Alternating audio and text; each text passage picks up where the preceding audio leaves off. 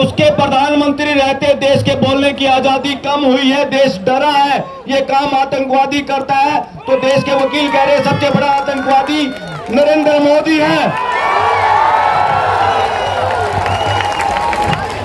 साथियों, रात को दिल्ली पुलिस का कमिश्नर बदला गया, तभी हमें पता चल गया था कि जो पुलिस कमिश्नर है ये इनकी गुंडई बात मानने वाला नहीं, ये लॉ के मुताबिक काम करना चाहता है, लोगों के ह्यूमन राइट को समझता है।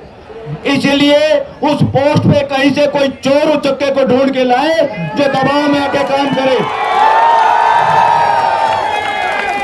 इस देश के संवैधानिक और मेन पदों पे ऐसे लोग बिठाए हुए हैं जितने ये खुद घटिया है, जितने ये अपराधी है, उसी मानसिकता के लोगों पे इन्होंने हर पद पे संवैधानिक पदों पे बैठा दिया है।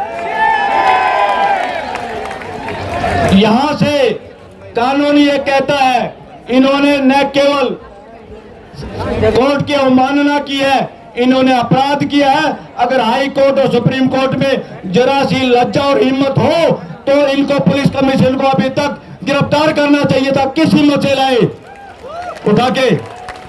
ये गलत है। लॉ एंड ऑर्डर का मतलब ये नहीं है।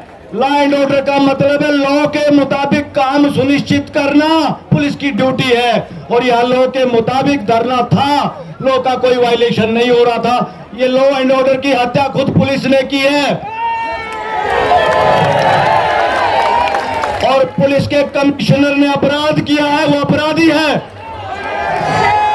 और उस अपराध के पीछे छुपा हुआ गृह मंत्री बदमाश है।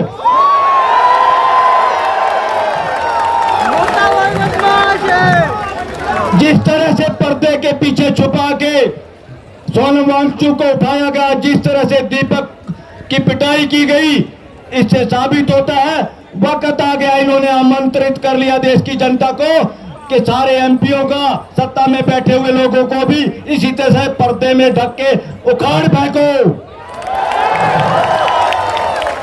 इनका इलाज करना साथियों, इन्होंने जनता को खुद ललकारा है, ये लॉ के मुताबिक कोई काम नहीं कर रहे।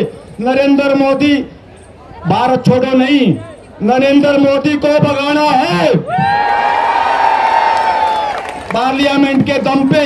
अगर पार्लियामेंटेरियन नपुंसक हो, खरीदे हुए हो, बिकाऊ हो, उनके आधार पे इस देश में सरकार कोई बदमाश चला नहीं सकता।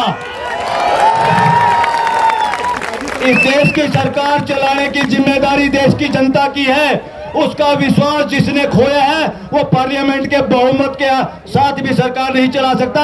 उस बहुमत